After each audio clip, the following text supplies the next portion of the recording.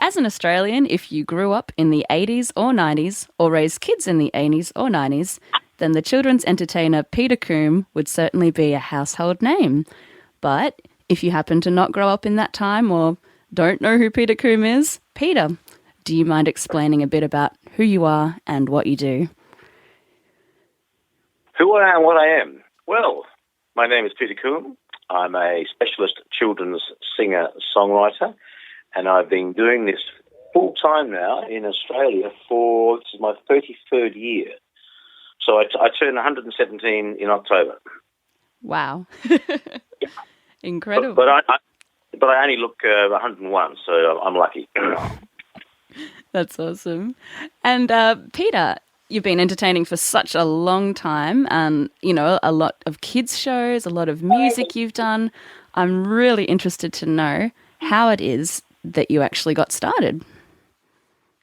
Well, that's goes back a long way, Michelle. I probably, well, the beginning point is probably my teaching career. I had a teaching career up till about 1975 in Adelaide, and then I went to London for about. I went to Sydney for 18 months, then London for 3 years, and it kind of probably started in London because I had this. I got this BBC television show called Music Time. I auditioned for it, and I did that for 3 years. And because I was doing that, I started writing children's songs when I was living in the UK. Not that I hadn't written any before I went there. I had written a few children's songs living in Adelaide and Sydney, but not many. I wasn't doing it particularly seriously. And then when I came back from London, I resumed teaching again for about 2.5 years. And in the meantime, the ABC had bought the series, the Music Time series I'd made in London, and I was also doing a radio series in Adelaide called Let's Have Music, which went national. So the beginnings really started then, I guess, in the end of '82, and I left teaching and decided to go full-time as a professional children's singer-songwriter. And there was virtually no one doing it then. I suppose I was almost the first to do it, really. But I thought there was an opportunity there because at least I was known. And so I sort of left teaching and made a break at the beginning of 1983. Wow, incredible. And I've done my research.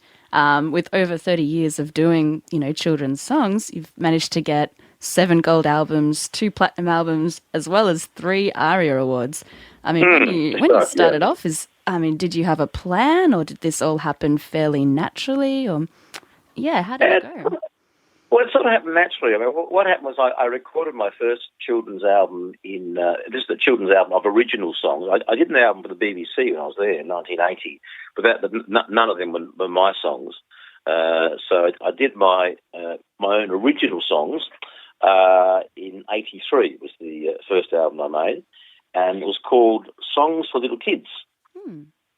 And it was it had spaghetti bolognese on it, and it was an album of about 20 odd songs. And I used to run off the albums off an old tape recorder and just put them onto cassette, and then sell to friends and then friends of friends. And probably within about actually really 2 weeks really, I realised there was something going to happen. It was just there was a very enthusiastic response to the songs. And I just had this sixth sense that it was all going to lead somewhere. And I think I also felt that I was doing something I was quite good at. You know, you sort of, in your life, you discover something you think you're good at. Well, I think I discovered I had a bit of I guess, an ability to write children's songs, and I liked doing it. And it kind of suited my personality anyway, because I'm a fairly breezy, sort of sunshiny kind of person. And so it all started from there. And then, of course, I did the second album. And then the third album, Toffee Apple, and of course eventually the ABC took up Toffee Apple, and that's when it all went national. So, but it wasn't sort of, I guess it was half planned in the sense that I made this album that's called Songs for Little Kids. I still didn't really know where it was going to lead, although in a sense it kind of had to lead somewhere because I'd given up my teaching career, so I kind of had to make this new career as being a professional singer-songwriter work. Wow. But I'm a fairly determined sort of person, and I found I could do it well, and I found people like hearing me perform. So having got, I guess, the basics in place, if you like, having made a really interesting album which people liked, I had a show that worked well. I took the show to schools all over Adelaide, and the show worked well. So, of course, from that point, then gradually I started doing stuff interstate, and it just expanded and expanded. So I guess once I got into it, it then became more planned. Wow, that's incredible. And so you first started off just, I guess, handing out your material to your friends and family, and then it grew and grew and grew. Yeah. Yeah, Yeah, that's amazing. probably more friends and family. Family's a funny thing when it comes to your career. Families, in a funny kind of way, don't sort of take you as seriously as people who don't know you. It's the nature of things. And I think whether you're me or anyone else who's kind of famous, their families just accept that's what they do, and sort of take it for granted, really. Yeah. But certainly, with the first album, the thing I noticed was that people really liked it. And that was the important thing. If you make an album and you get a very lukewarm reaction, well, you've got to say, well, I thought it was okay, but no one else thought it was all that much, so you have to rethink. But it was very clear from the very beginning of this album called Songs for Little Kids that people really liked it, and because I kept asking about it. And of course, that was the turning point when I realised I was onto something which people just really enjoyed. So that went from there. That's amazing. And I'm interested to know as well, I mean, you said that your songs were received quite well from everyone. What kind of songs did you have particularly in your first album? Well, I had songs. Well, one of the first ones was Spaghetti Bolognese, and I kind of felt that was a little bit of a hit. That one, it felt like a bit of a hit anyway. And I actually wrote that when I was at school. Songs like Everybody's Got a Little Rhythm, which the ABC use on Play School a lot. The song called Running on the Spot, or I Can Run as Fast as You, which Play School also use a lot. George Cry Like Crumble, which I wrote actually in Sydney when I was teaching in Sydney before a lesson. Now that song was actually recorded on television by Rolf Harris. Oh. I was going to say the famous Rolf Harris. He's more like the infamous Rolf Harris these days. But anyway, for better or worse, Rolf Harris recorded that song on television back in 1978. Other songs like Red Train, the Mixed Up Song, Peppercorn Tree, Rock and Roll Is All You Need, the Billy Goat Scruff. I started off with sort of my own little private tradition. Right from the beginning, I decided that every album I'd record, I'd take one of the very classic fairy tales and turn it into a song. And I've done that on every single album I've done. And that's been kind of an interesting thing to do. That is really interesting. And I mean, being someone who more or less pioneered this kind of thing, did you have anyone that you could turn to, or did you find that you were learning by mistakes, or how did you go about that? No, not really. My wife's quite a good critic when it comes to kind of particularly on lyrics. I mean that in a nice way. She's actually a very incisive, kind of insightful critic, and she's able to listen to a song and sometimes point out a little weakness here and there, or a phrase that's not quite right, and that's good. It's good to have someone to bounce it off. But basically, no, I was pretty much on my own. There were no mentors I could turn to, because no one had done this stuff before. It always amazed me that there was such bemusement at the recording industry that why on earth would we put out an album of original songs for children? And I'd say, well, why on earth wouldn't you? I mean, people have been writing original stories for children and putting out books for decades, like almost centuries. So why would you not do it with songs? So, but the recording industry is notoriously conservative, and they just weren't interested for a long time. But no, there was no. To answer your question, there was no one really who was any great help, except Carol as a bit of her editing mind for songs. But apart from her, it was pretty much I was just by myself. Wow, crazy. Well, I guess that's the definition of being a pioneer, I suppose. That's in a way. True, If you think exactly. about it. If you are a pioneer, it sort of implies you're doing something pretty much by yourself under your own steam. I certainly had no financial help from anyone. It was all self-funded. I've never had a grant in my life, and I never asked for one. So I was pretty much on my own. Wow. And I mean, these days, if you go and do a project or start something new, there's a way that you can measure how it's going, which you wouldn't have been able to as much back then. These days, if you put something out on the internet, you can see how many people have viewed it. You can see how many people have actioned, but it's almost like taking a step in the dark, what you did.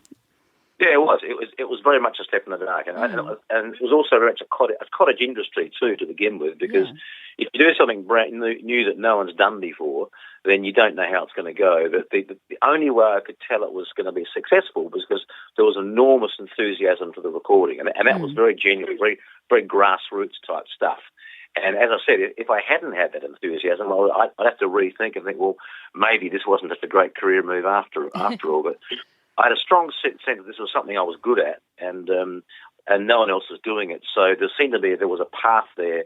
If I can somehow find a way of getting the songs out to more people, which I eventually did, of course, via the ABC, there was probably a good career path there. And that's how, of course, it turned out.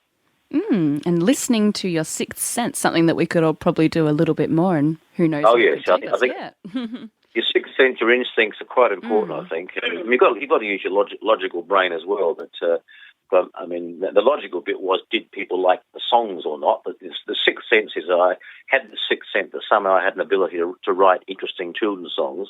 I had the ability to be quite original, and of course that's the whole thing about you put out new songs, and they're a whole lot of new musical and lyrical ideas, and it's always a challenge doing that. So it's never easy, but it's like anything worthwhile. It takes hard work. Exactly. And speaking of your songs, they are always lots of fun. You speak about things that, children would come into contact quite often with, or things that they would do.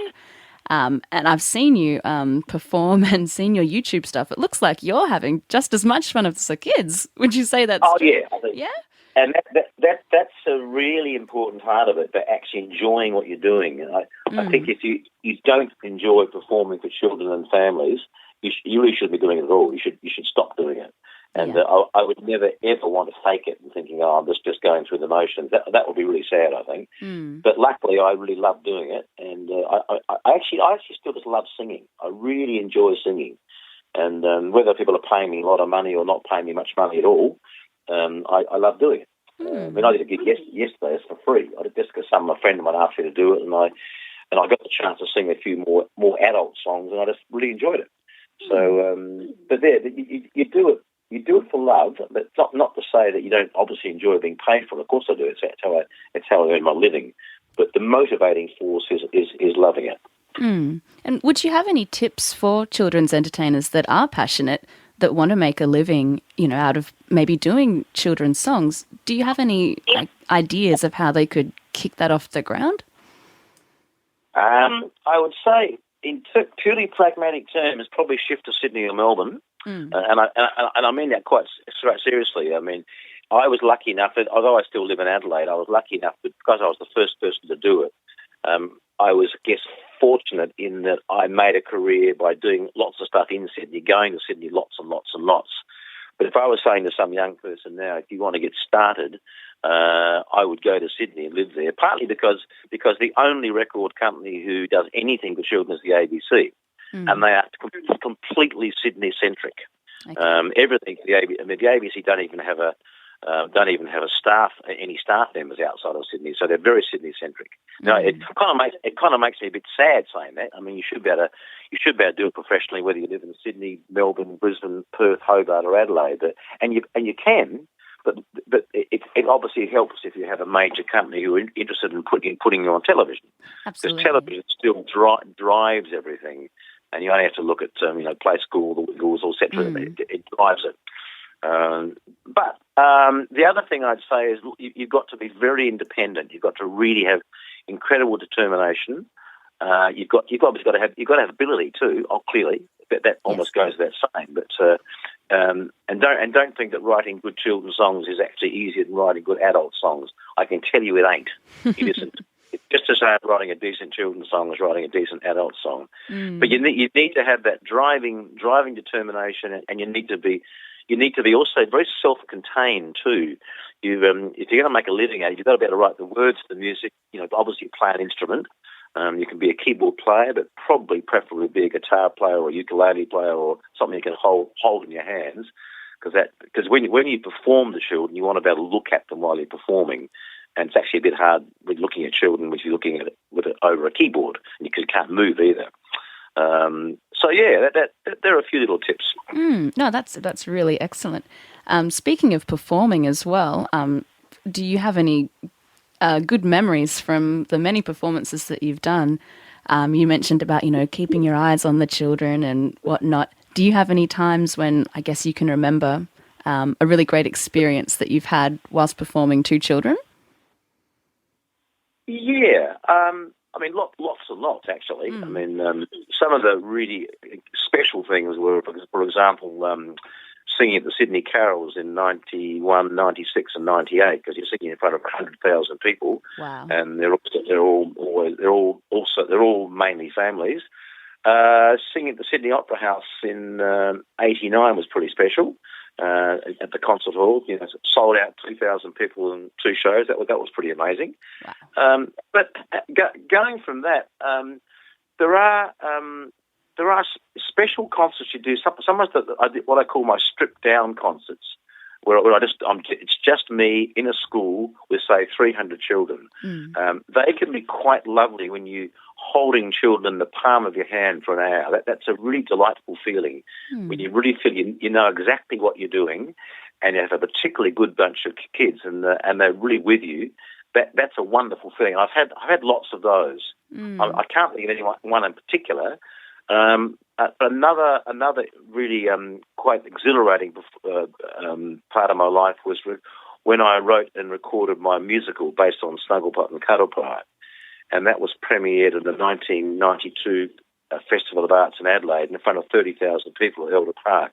Wow. That was pretty amazing. And then the next year it was recorded at the Festival Theatre with the Adelaide Symphony Orchestra, 18 soloists, including Ruth Cracknell, and 120 voice choir. So that was a pretty amazing 2 nights as well.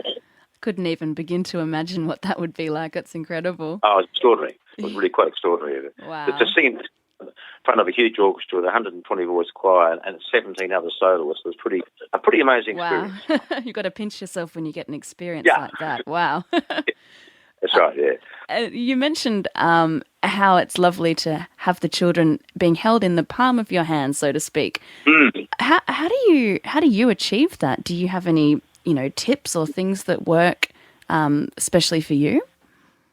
Yeah, there's lots of little things really. It's a combination of stuff. First of all, obviously you've got to state the obvious. You've got to be able to sing. You've got to play well. Definitely. You've got to first have a great respect for children. Okay. Also have a great liking for them too. Now, that may be stating the bleeding obvious, but you do have to actually like children in order to perform in front of them. Otherwise it'll come across that you're not that interested in them. But having said that, when you do a performance in front of kids, there's a sort of a number of gears you tend to go through. I usually start off with a reasonably gentle sort of gear. When I say gear, I mean like I might start with something even quite quiet, and then when you feel their concentration span might be waning a bit, you might go into something a bit faster, something with a chorus line, maybe an action song.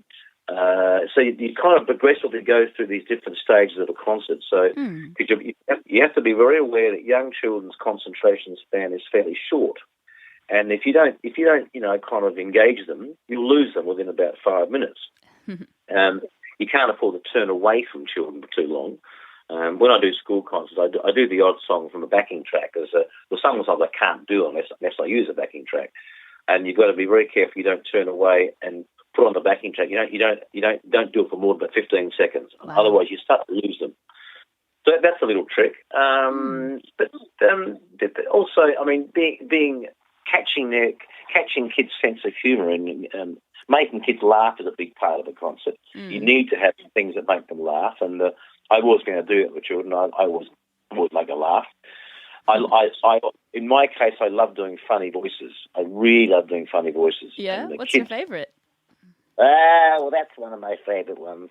Like at the end of Juicy Juicy Greengrass, if I'm with the whole band, it's an instrumental. It's just me. It's like la la la la la la la la la la la la la la la, that kind of stuff. You keep changing your voice.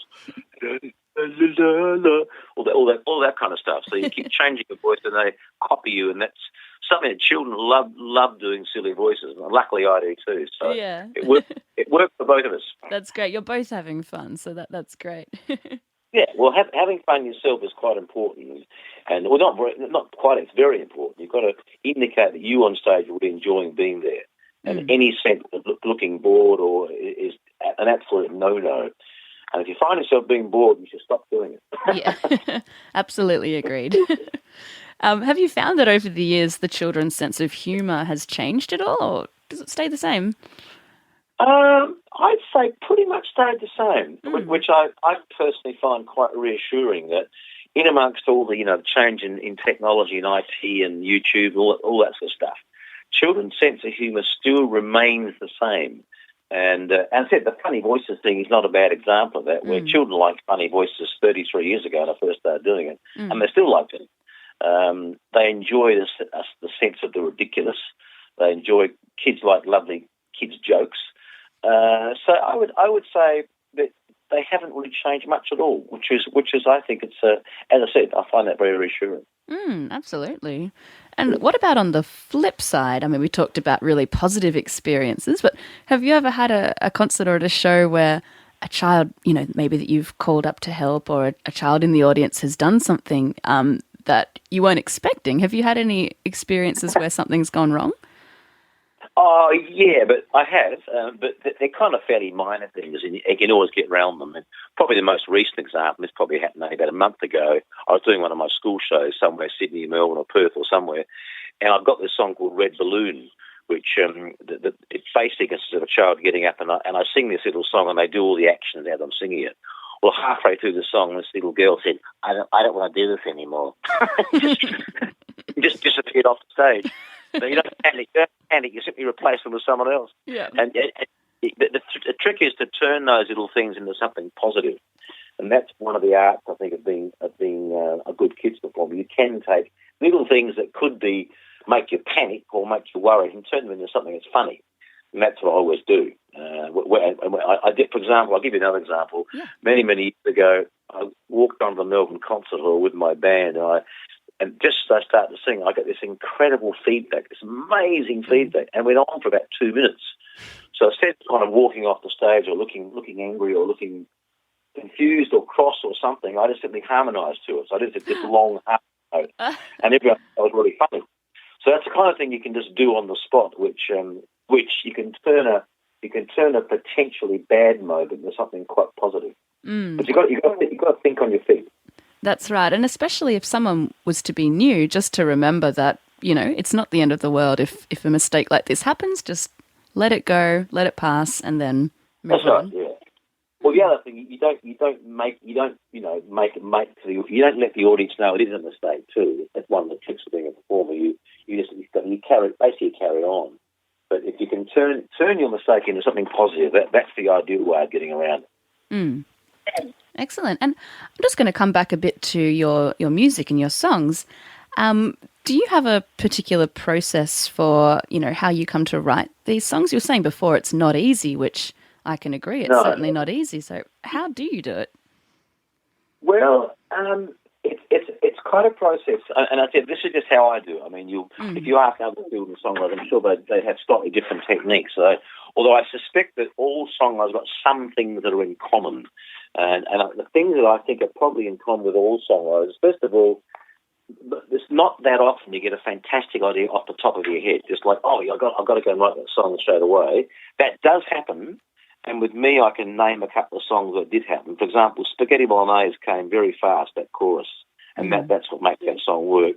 The other song that came really fast was Newspaper Mama. It just came out of nowhere. And that's one of the mysteries of songwriting.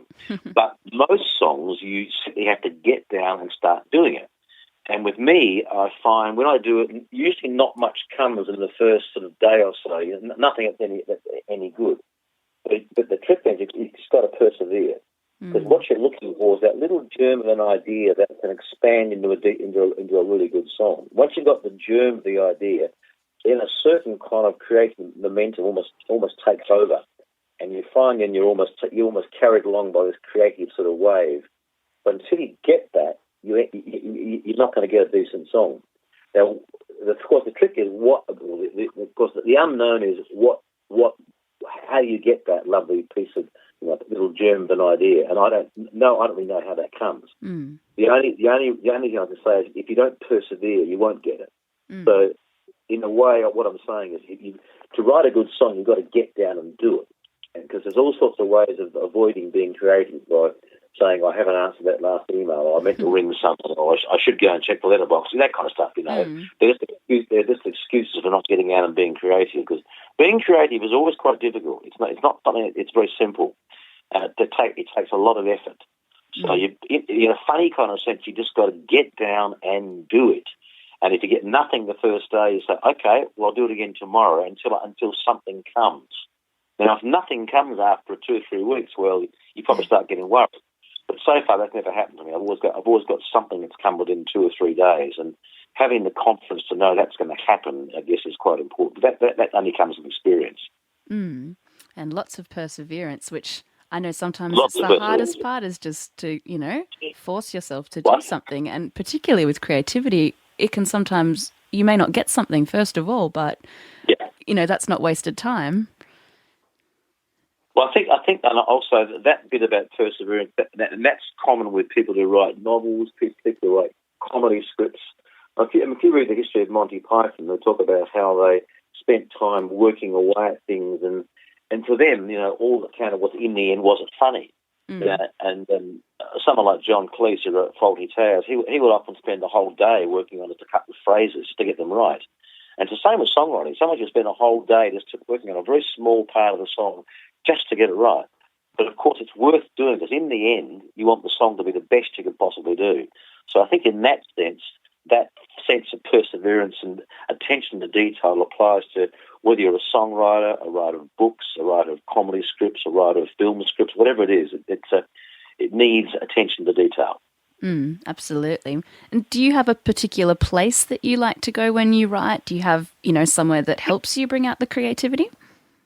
I do. I have a studio. I'm sitting at my office right now, but I have a studio right next door to me. When I say a studio, it's a big room with a piano, and it's a kind of a reasonably primitive recording setup. It's just something that, but I don't need to be anything but primitive, because it's an ideas sort of thing. I have a keyboard, obviously a guitar, a little recording setup. But having said that, I don't really need to be in a special place, because I wrote the entire of Toffee Apple. I wrote that in England. In 1986, I spent between about January and September writing Toffee Apple. I wrote the whole album over there, so that was in a completely different place. So I think the answer, I can really work wherever I am, really. But because I'm home, I do have this setup, which I tend, it's just convenient to go out there. And it is nice. I've got a grand piano. I can sit by the piano and look out the window and see the sky. Now that's nice. But I've also written albums down in the beach house I have down there. So probably it's a funny way of answering your question, but in a way, or even though I have a special spot where I write, I probably don't really need it. I could almost write anywhere. So no excuses. You can write wherever. That's really. right. No excuses. The no excuse songwriter. That sounds good. And I'm just interested to know as well, your audience. Does it tend to fall between a certain age group at all, or do you span up to older children? Yeah, I think people still come to my shows. I mean, the Adelaide Fringe is a good example. I just done that in last February and March. And of those 7 shows, probably most kids who came there, I reckon, was somewhere between about the age of 3 and about maybe 6, 7. You get the odd one who's 9, 10. I probably, of all the kids' songwriters around, probably I tend to get a slightly older age range than, say, the Wiggles do, for example. The Wiggles are very much a preschool group. And I think I wouldn't have thought you'd see a lot of kids at a Wiggles concert any older than 5. Whereas my concert, you do get a slightly broader range than that. It just reflects the music we write. I mean, I tend to write for a broader age range. The Wiggles songs are very much for preschool kids. And that's just the way we are. It's not to say either's right or wrong. It's just the way it is. So, but yeah, I would say somewhere between 3 and 6 is sort of the average kind of age of a child who comes to my shows. And I did see, been following your Facebook, that you've been doing some shows also for adults lately. Can you tell me a bit about that?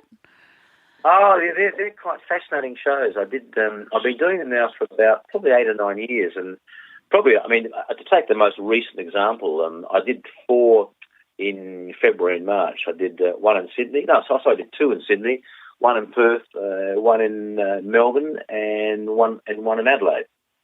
And what they are, if you take, say, a venue like the Spiegel tent, take a pub. They're more typical ones.